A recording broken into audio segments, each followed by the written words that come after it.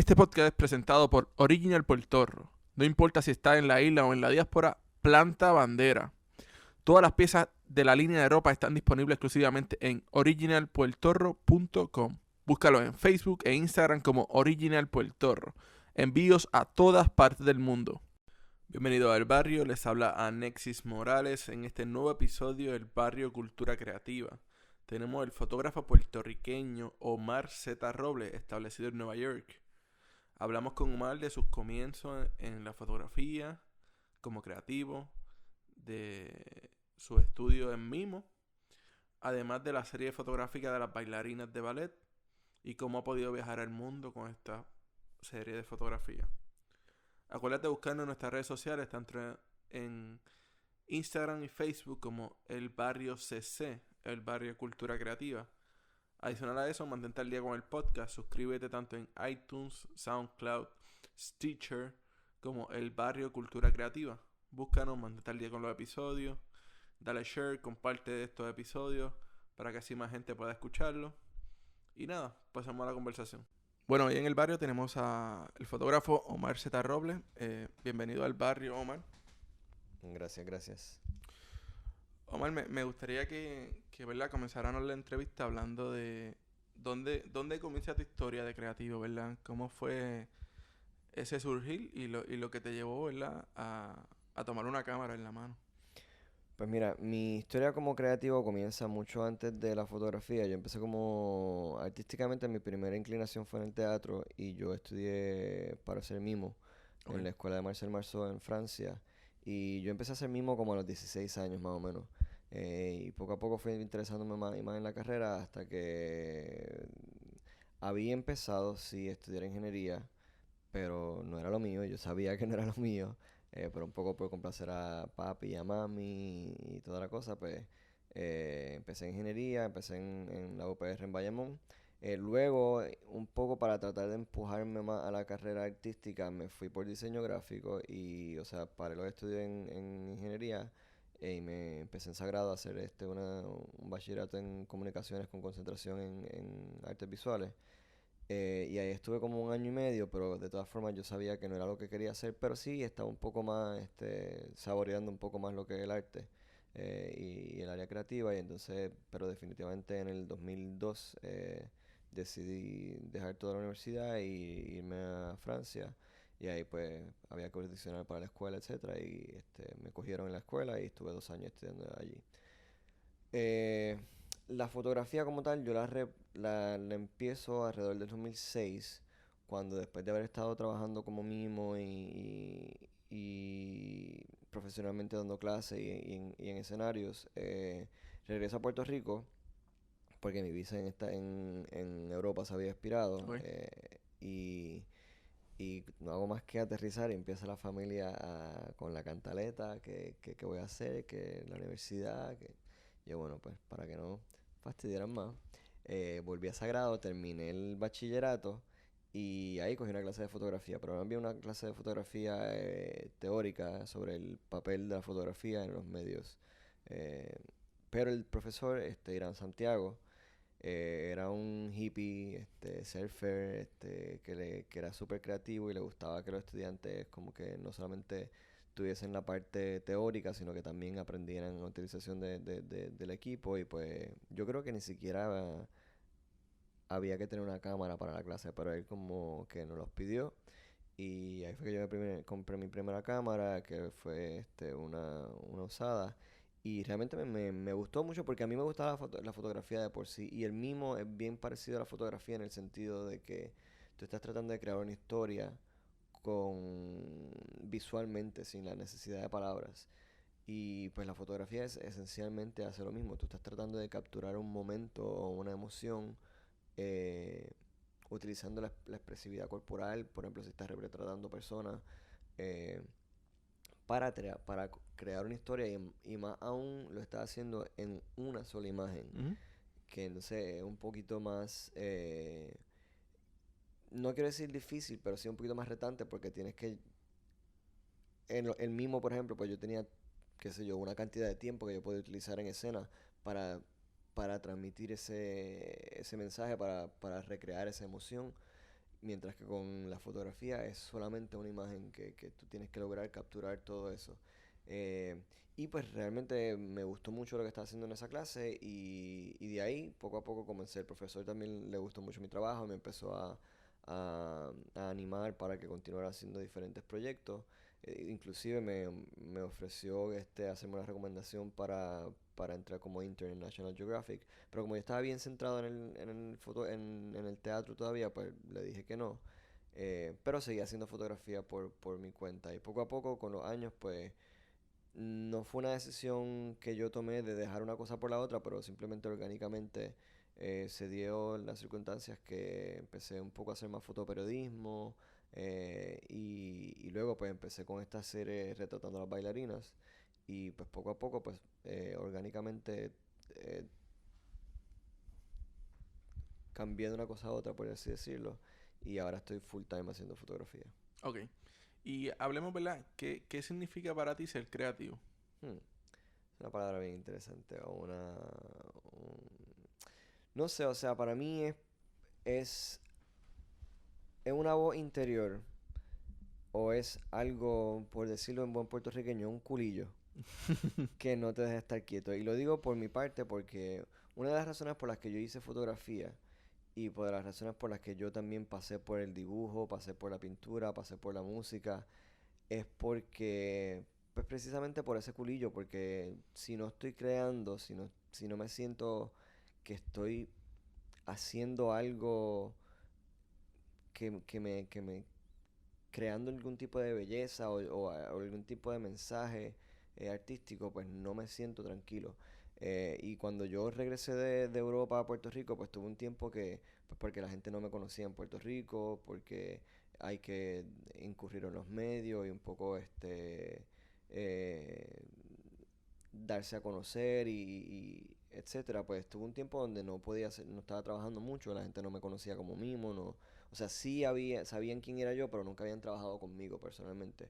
Y además de que, siendo honesto, pues en Puerto Rico el teatro no es una cuestión que la gente esté muy interesada en ir a ver y etcétera. Y pues tuve un tiempo que no estaba creativamente haciendo nada, o sea, profesionalmente.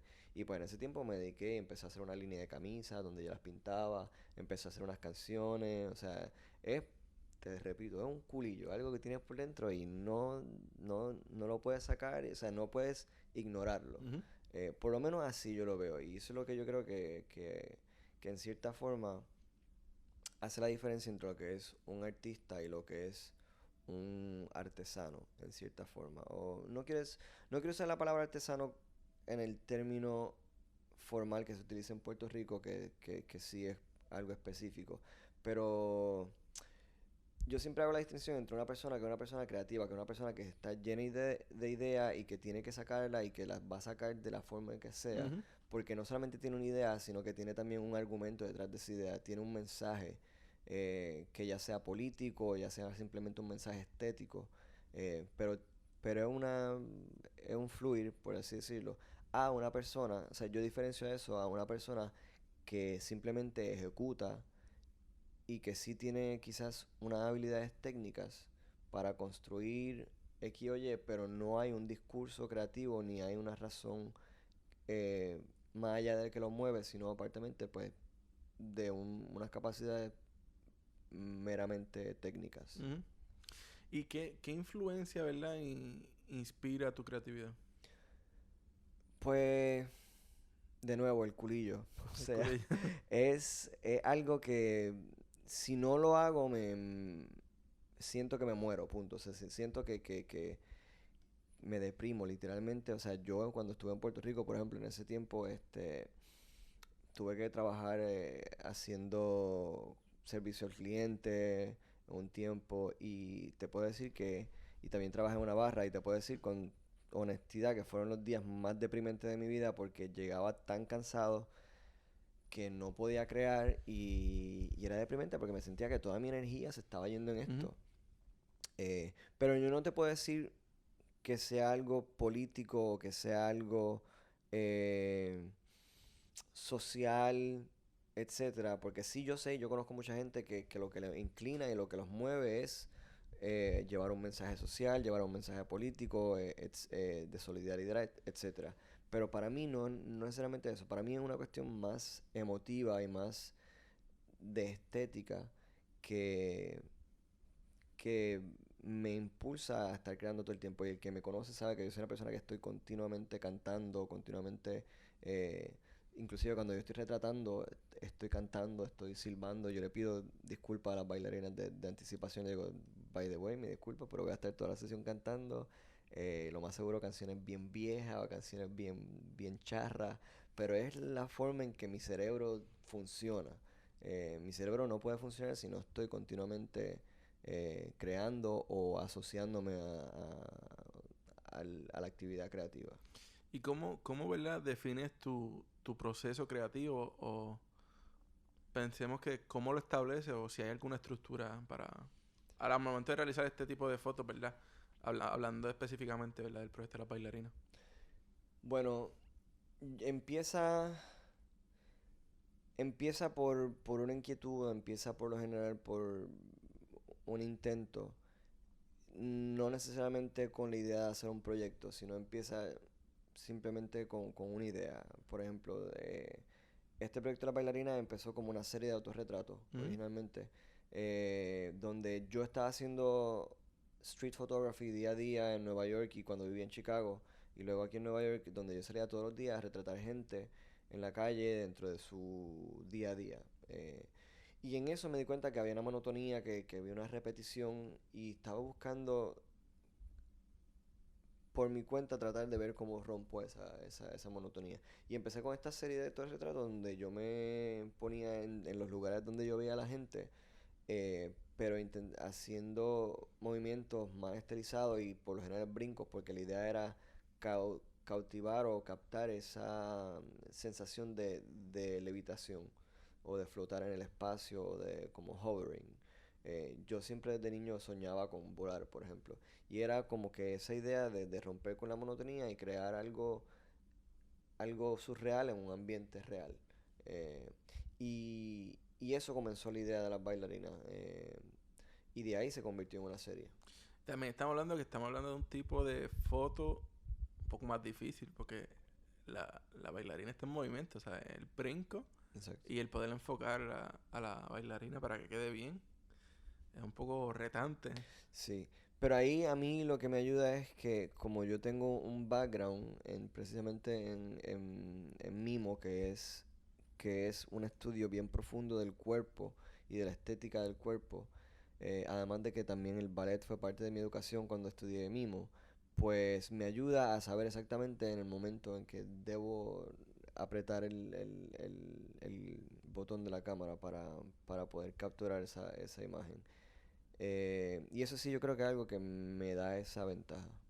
Me gustó, ¿verdad? Que yo escuché una de tus presentaciones que hiciste aquí en Nueva York y hablas de que te educaste y aprendiste todo el vocabulario necesario para hablar sobre la terminología del ballet y el concepto de lo que estás buscando. Exacto. O sea, yo te doy un ejemplo. Cuando yo estaba trabajando en Chicago como fotoperiodista, me mandaban a retratar soccer. Ok. Coqui, ¿entiendes? Yo no sabía nada de soccer. Y la pasaba mal y era muy difícil porque no tenía absolutamente ningún conocimiento. Y yo le decía, dime el número, o sea, porque él me decía, retrata al centro. Y yo, ¿quién es el centro? O sea, ¿qué hace el centro? El que está en el medio. No, no, el número. Y yo, o sea, no sabía nada. Y yo soy partidario de cuando tú estás retratando a una persona, sobre todo, por ejemplo, un deportista o un artista, tú no estás retratando solamente a la persona, tú estás retratando lo que se dice en inglés, el craft, ¿no? O sea, no encuentro la palabra para traducirlo en español ahora, pero No, pues su personalidad, tiene que haber, esa personalidad del artista tiene que estar reflejada en la foto también. sí, exacto. Y está su trabajo, vamos a ponerlo así. Está retratando a la persona, pero está retratando el trabajo. Y si retrata el trabajo mal, va a darle la impresión Ujú. incorrecta de ese artista. Es como ir a un estudio y retratar a un escultor y decir que la obra ya está terminada cuando la obra está apenas empezada. Decir, ah, mira, esa es la obra del escultor. Te dicen, no, se le falta un montón, ¿entiendes? Yo soy parte de eso. Por ende, cuando tú vas a retratar, ya sea si vas a retratar, por ejemplo, conciertos, si vas a retratar música clásica, o si vas a retratar bailarina, o si vas a retratar eh, deportistas, tienes que conocer muy bien el deporte. Y muchos de los, por ejemplo, muchos de los fotógrafos que yo conozco que son fotógrafos de conciertos son gente que se criaron en la música y conocen bien cómo presentar al artista dentro de su público, frente a su público. Igual muchos fotógrafos que aquí en Nueva York, tengo un compañero que hace fotografía de deporte, específicamente pista y campo, y el tipo es un atleta, o sea, porque de hecho, inclusive va más allá de fotografiar artistas o deportistas. Yo también conozco muchos fotoperiodistas aquí que los temas que ellos mejor trabajan son temas a los que con los que ellos se sienten muy identificados. Tengo un compañero fotoperiodista uruguayo y él tiene una serie muy profunda que él está haciendo desde hace muchos años sobre las madres jóvenes en Latinoamérica. Madres solteras jóvenes en Latinoamérica. Y cuando tú lo conoces a él, pues resulta que él es producto de una madre a los 16 años. Y él se ha dedicado mucho tiempo a trabajar esa temática, porque es una temática con la que él se identifica y ha hecho un trabajo súper impresionante porque es algo que lo toca a él a nivel personal y él no estaba buscando hacer una serie para impresionar a X o Y publicación, etcétera. Él simplemente está haciendo un producto que sale de sí porque es algo que ha tocado su vida. ¿Y hasta qué punto, verdad, las emociones influyen en tu trabajo? Bueno, influye mucho porque yo estoy tratando de recrear una emoción, de proyectar una emoción. No te puedo decir que trabajo emocionalmente en el sentido de que no dejo que las emociones del día a día influyan en lo que yo estoy creando, pero sí necesito estar en un campo o en un momento vulnerable donde tanto la bailarina o el bailarín con el que yo estoy trabajando podamos tener esa vulnerabilidad y sentirnos cómodos el uno con el otro para que esa emoción se pueda proyectar bien. Si no, si hay algún tipo, y eso te puedo decir que me ha pasado, ocasiones donde, por ejemplo, la persona no está emocionalmente cómoda y no se siente vulnerable, o sea, no permite esa vulnerabilidad y está como que protegida y está con un escudo, Ujú. por decirlo así. Y te puedo decir que esas fotos no quedan bien, porque la persona eh, no está abierta.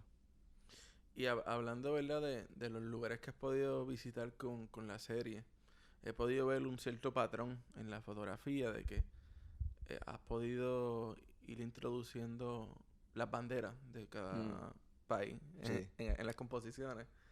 Y, ¿verdad? Cuéntame de tu experiencia en estos países, ¿verdad? ¿Cuáles han sido como que las más impresionantes? ¿O qué ha sido lo más que te llevas de cada uno de estos sitios que has visitado? Pues mira, te puedo decir 100% honesto que lo que me llevo es la gente, o sea, las conexiones que hago, las personas con las que comparto, y siempre han sido unas experiencias súper bonitas porque no es algo que yo planeo, pero se ha dado y por ejemplo en México pues tengo un compañero que se llama Jaime Ávila que lo conocí, que es fotógrafo también y lo conocí a través de esta serie. Cuando llegué a México él se convirtió como que en mi fixer también y me ayudó a encontrar lugares, etcétera.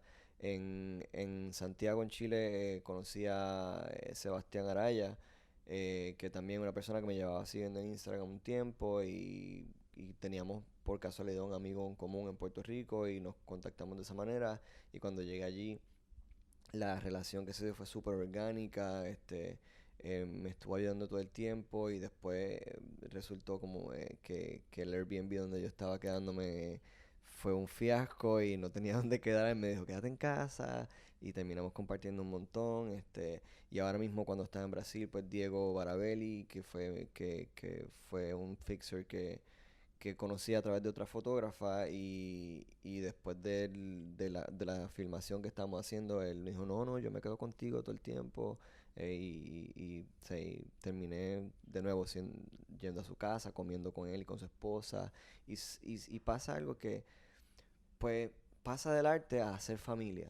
Y eso es algo que yo te puedo decir que ha sido, aparte de la fotografía, aparte de conocer el país, etcétera, son esas cosas que yo me traigo para acá que no la es, no, de hecho, inclusive cuando vine de Santiago en el blog, quería escribir sobre eso, pero simplemente porque el blog lo hago más sobre el área, no sé, sobre otras cosas que son no tan personales, pero sí te puedo decir que eso es lo que más me ha movido y me ha tocado eh, de cada país, esas relaciones que se desarrollan. ¿Y estas bailarinas son locales de cada sitio? Sí, cuando yo trabajo en cada uno de estos países, trato de trabajar con bailarinas del país o por lo menos gente que lleve mucho tiempo viviendo ahí, porque sí creo que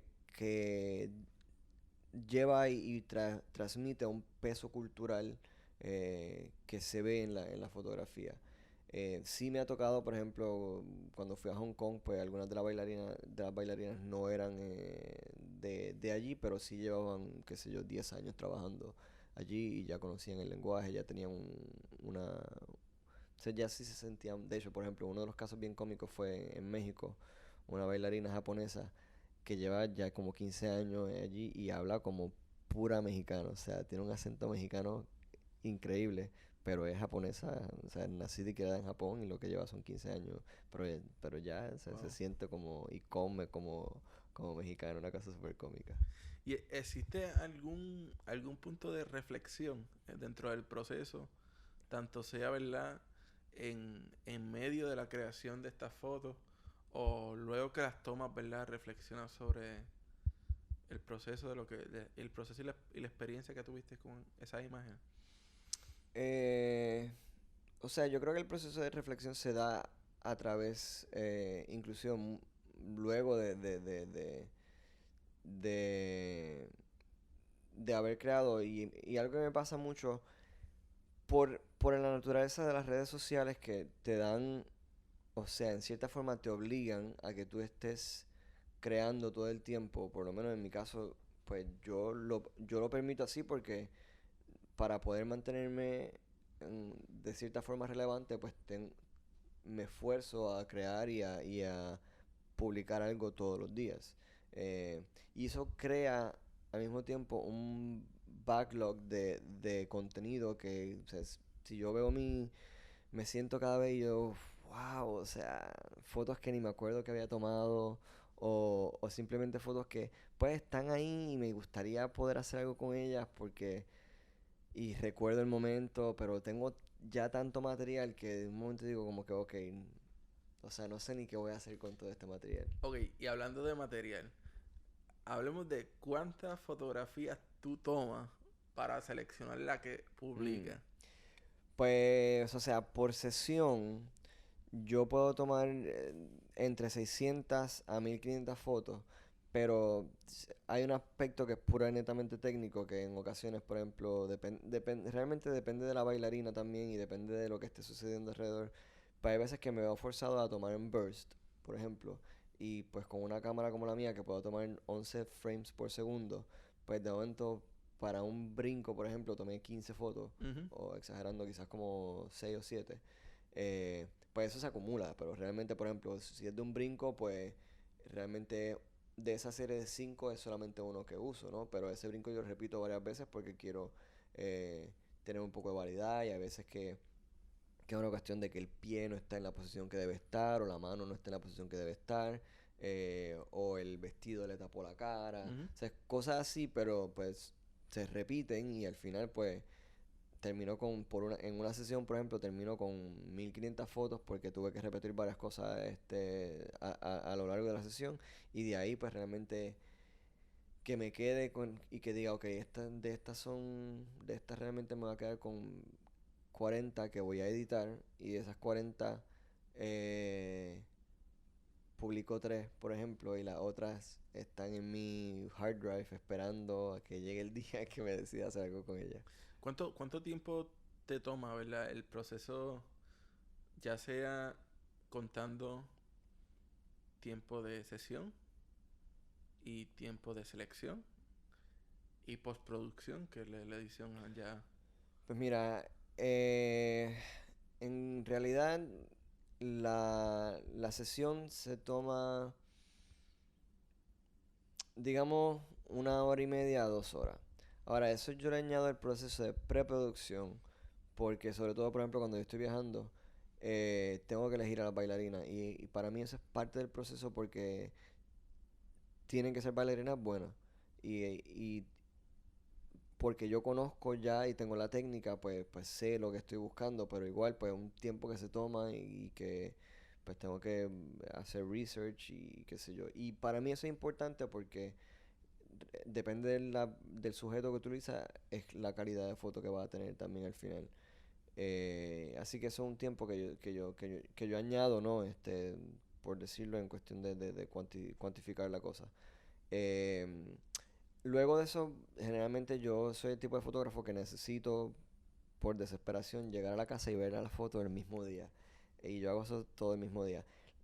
La otra parte que viene puede ser el proceso de selección de fotos, que eso yo lo hago relativamente rápido en el sentido de que pues veo la foto una vez, después la veo de nuevo y ahí voy seleccionando como que haciéndole markers Ujú. acá, y como que hago una primera selección, de ahí yo lo tengo por colores, ¿no? Entonces le hago una marca, por ejemplo, rosa primero, a la primera selección, después una marca verde, y después voy solo a las rosas y de esas rosas pues marco verde a las que pasan como quien dice la segunda fase y después las cojo y le hago otra marca a las verdes, le hago una marca amarilla a las próximas, y entonces después cojo esa y las paso. Y yo creo que ahí se me va un proceso de, en total como 2 horas, 2 horas más, porque luego el proceso de edición como tal es bastante rápido porque yo no le hago, yo no altero muchísimo las imágenes. Yo trato de hacer el trabajo mayor en cámara para que ya una vez llegue a la edición pues no sea muchísimo. Y sobre todo por la tecnología mirrorless que te permite, o sea, antes cuando uno tenía la tecnología, cuando yo trabajaba con DSLR, por ejemplo, pues lo que estás viendo es óptico, no estás viendo la foto y eso muchas veces cometía muchos más errores en cuestión de la exposición, etcétera, porque estás en el momento y no estás viendo y se te olvidó que del último setting no lo habías cambiado, entonces te das cuenta, mierda, las fotos están sobreexpuestas porque se me ha olvidado cambiar los parámetros. Y ahora con la tecnología mirrorless, pues realmente tú ves la foto, cómo va a quedar, ves la exposición que va a tener, o sea que puedes hacer el ajuste ahí mismo y pues por ese lado pues tengo como que mucha más keepers, por decirlo así, por lo menos en la cuestión de la exposición. Eh, y eso hace pues que el proceso de edición pues sea mucho más corto. Y hablando de equipo, mirrorless, hablemos de cómo llega al equipo Fuji. Mm. Pues mira, yo trabajaba con Canon originalmente, fue la primera cámara que alquilé, digo que alquilé, no, perdóname, que compré, que era una cámara usada. Y de ahí, pues, pero realmente no fue por ninguna predilección específica, sino simplemente fue la más barata que encontré. Y de ahí, pues, continué trabajando con Canon por varios años.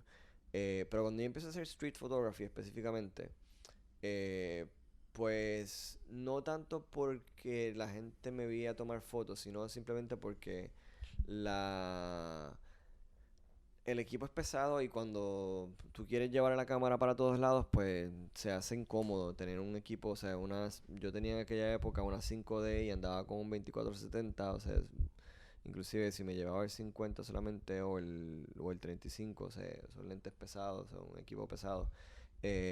Y pues ahí me compré mi primera. Empecé un tiempo a retratar con el iPhone como una solución, pero me di cuenta que el iPhone al final no me daba la calidad que yo quería y que por otro lado también siempre tenía que estar cargando, etcétera, etcétera. Y que sigue siendo un teléfono y que si, por ejemplo, si se me caía o si alguien me lo robaba porque estaba tomando fotos con él, pues me iba a quedar sin poder hacer llamadas. O sea, y me dijo, o sea, para mí dije, ok, un teléfono es un teléfono.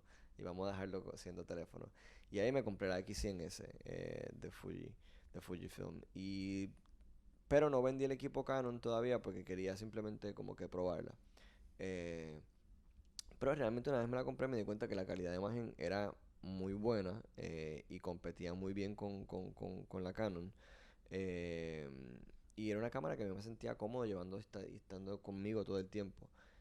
Así que realmente empecé a utilizar esa cámara todo el tiempo hasta que yo creo que el turning point, el momento en que decidí cambiarme por completo fue un momento que tenía dos compañeros de Puerto Rico que venían acá a Nueva York a casarse, porque en aquella época en Puerto Rico todavía no se podían hacer bodas del mismo sexo. Y ellos vinieron a Nueva York a casarse y me pidieron que yo fuese el fotógrafo. Y por ser amistad, pues yo decidí ayudarlo un poco. Pero dije, pues para no andar con el equipo tan grande, simplemente me voy a llevar la cámara, la X100S, que es pequeña.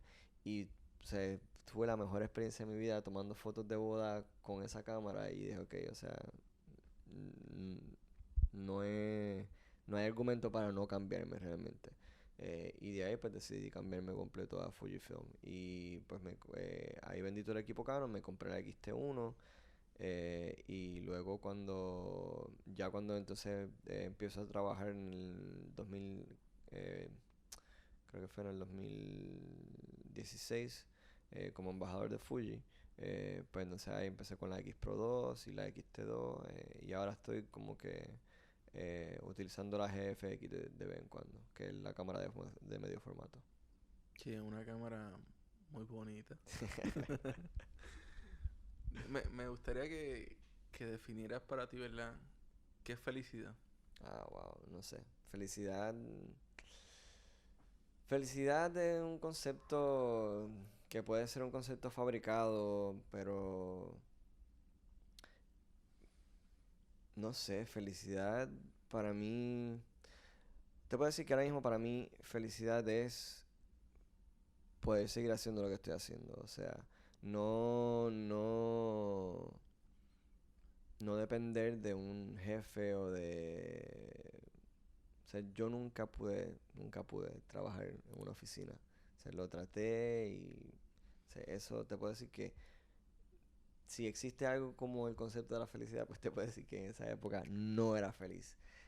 O sea, yo prefiero tomar mis propias decisiones, estar tranquilo conmigo mismo de que no estoy haciendo algo que no me satisface.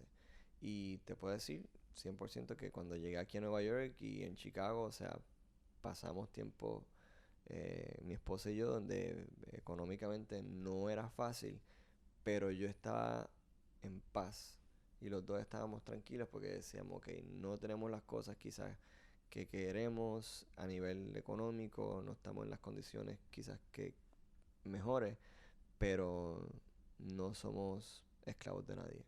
Podemos tomar nuestras propias decisiones. Si nos queremos ir mañana pues nos podemos ir. Si queremos hacer X o Y, no sé.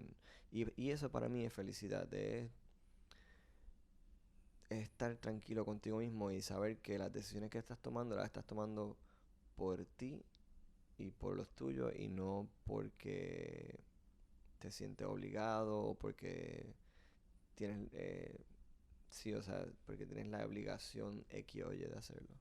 Hablando de esa misma línea, ¿verdad? De lo que me estaba explicando del trabajo.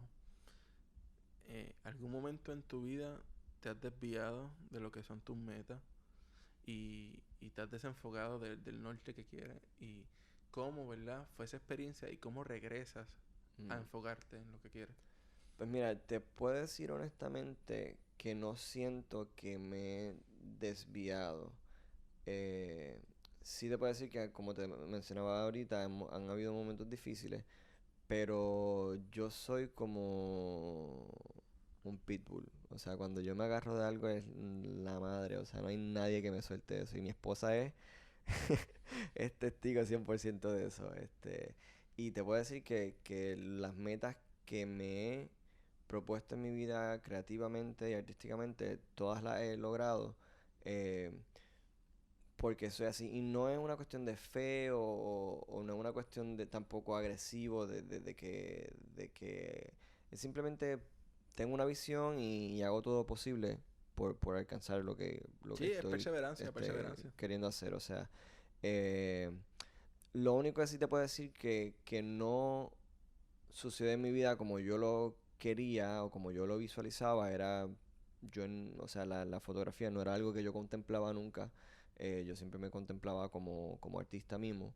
Eh, pero, como te dije al principio, sucedió que orgánicamente empecé a hacer una cosa más que la otra, además de que sí te puedo decir que mi cuerpo, por lesiones que tuve a través de la vida, porque yo era gimnasta y tuve muchos accidentes, pues mi cuerpo poco a poco dejó de responder como respondía antes y llegó un momento que pues tuve que tomar la triste decisión de no continuar en ese camino, pero, pero como te decía, o sea, si a mí mañana me quitan la cámara, o pasa algo, yo voy a encontrar la forma de tener otras metas porque, o sea, y de continuar el camino creativo porque es un culillo que no se me quita y que va a estar ahí. ¿Tú me estás leyendo las preguntas o algo? Porque la próxima pregunta es ¿verdad? ¿Cómo te adaptas a los cambios?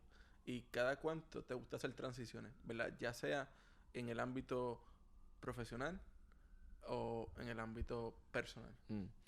Eh, pues mira, yo te puedo decir que los cambios es algo que en lo que yo me siento muy cómodo. Me gusta precisamente mover los fundamentos continuamente, eh, porque yo me siento que soy más creativo cuando me siento cómodo. Y por eso, por ejemplo, no vivo en Puerto Rico, por ejemplo, porque en Puerto Rico para mí significaba comodidad, significaba estar al lado de mi familia, estar en una posición muy cómoda.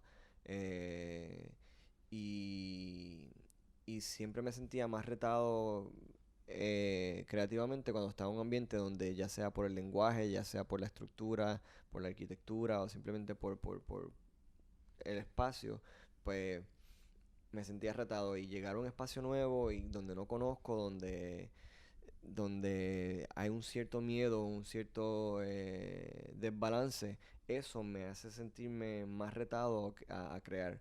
Eh, y por eso, por ejemplo, pues últimamente en estos años, pues sí he estado en Nueva York, pero me he tratado de mantener constantemente viajando porque cada vez que llego a un país nuevo, por ejemplo, pues no conozco nada y tengo que buscar cierto, aunque sea por una semana o 2 semanas que esté en ese lugar, pues tengo que buscar nuevos reparos, nuevas referencias, por decirlo así.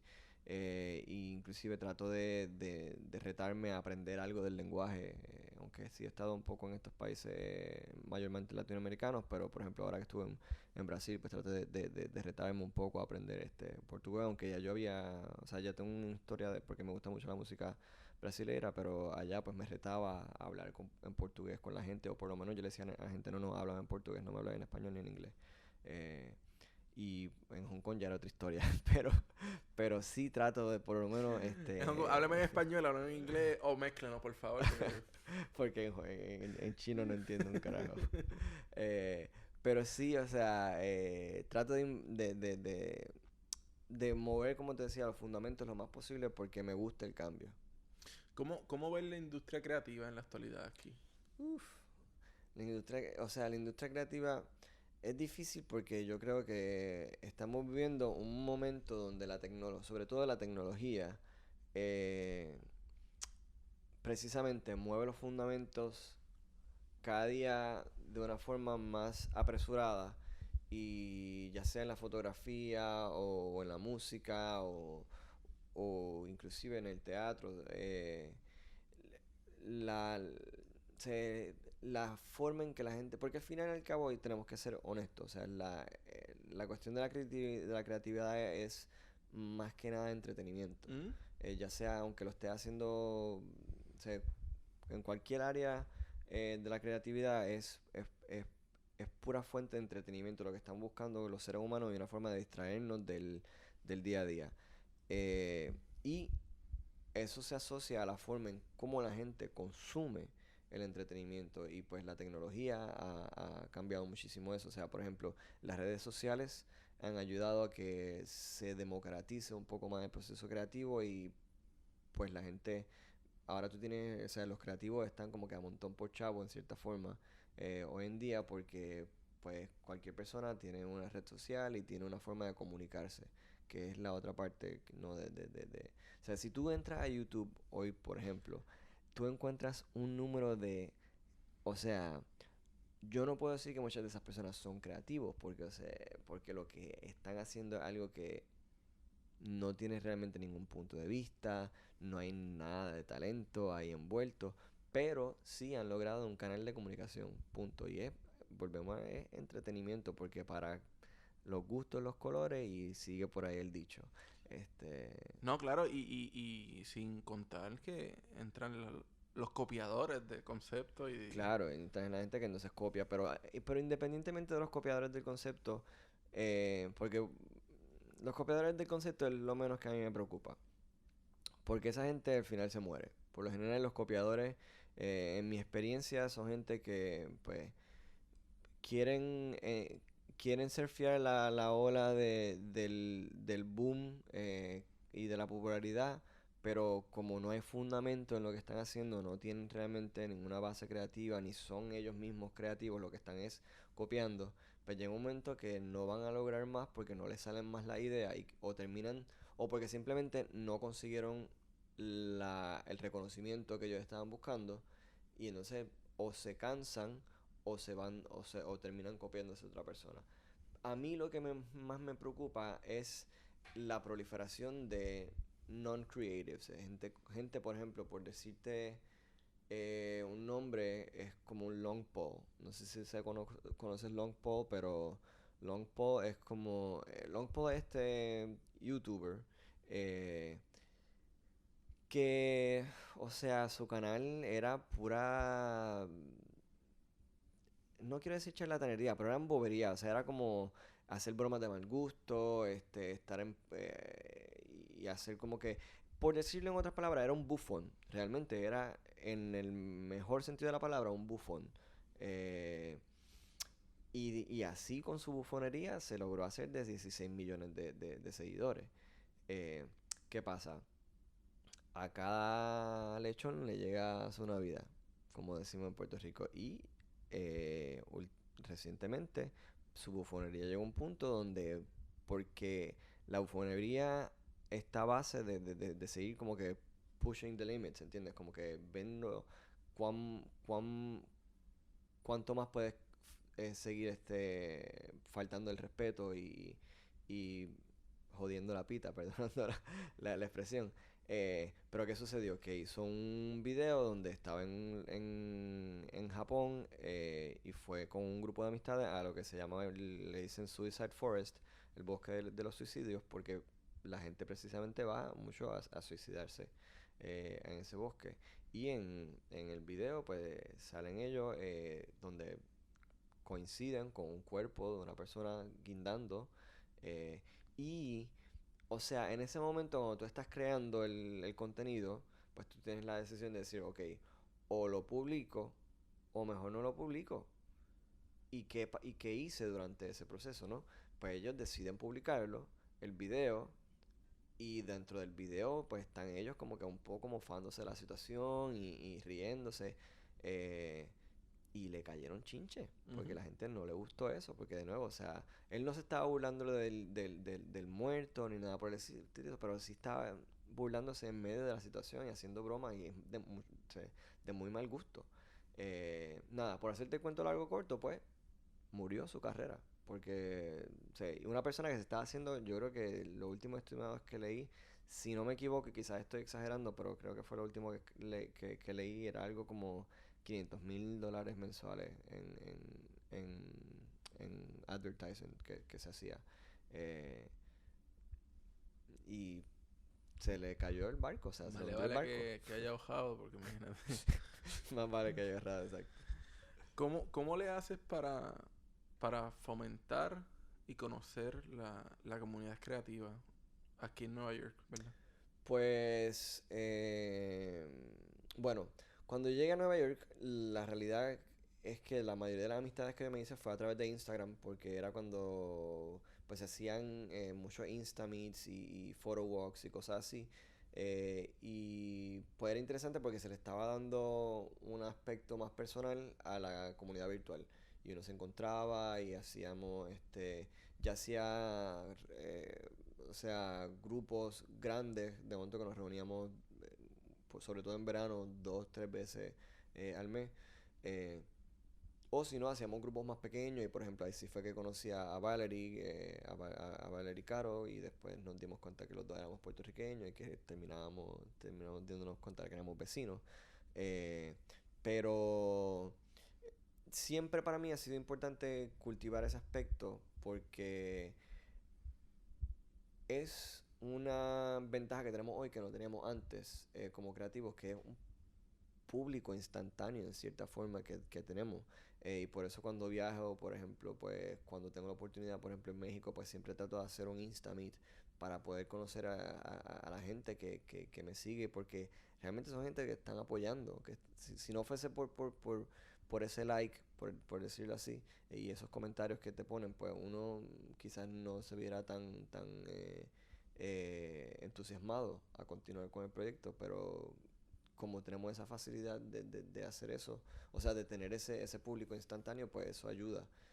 Y yo trato siempre de mantenerme muy en contacto con esa gente. No, también yo creo que el hecho de que uno se vuelve, por decirle una palabra, freak del contenido. Mm, Y en mi caso, yo dejé hasta de como que seguir amistades en Instagram ujú. y lo cogí como una plataforma más profesional en el sentido de que voy a seguir a todos estos profesionales que me gusta su trabajo y que me siga todo el que quiera, pero yo voy a seguirle a esta gente nada más. Exacto, sí, sí. Es importante porque también o sea, sobre todo Instagram es una plataforma que pues se ha convertido en algo que uno lo tiene a la vista todo el tiempo y si en eso que estás viendo todo el tiempo, o sea, tú quieres ver cosas que te inspiren, no Ujú. cosas que de momento ver el perro de la vecina, que es como que, vecina, gracias, pero no quiero ver eso ahora. O la amiga de los selfies que se tira selfies. Exacto, sí. Para ir, ¿verdad? Cerrando la entrevista, ¿qué sigue, ¿verdad? Aspirando a fotografiar? ¿Cuáles son los planes a futuro? Bueno, ahora mismo, en el futuro más próximo, lo que tengo en la mira es hacer un libro. Es lo que quiero hacer y hacer un libro específicamente sobre lo que he ido trabajando en Latinoamérica con los bailarines y las bailarinas, porque cuando la gente piensa en ballet a nivel internacional, por lo general piensa en Europa, piensa en Asia y piensa en Estados Unidos, pero casi nunca piensan en Latinoamérica como compañías de baile.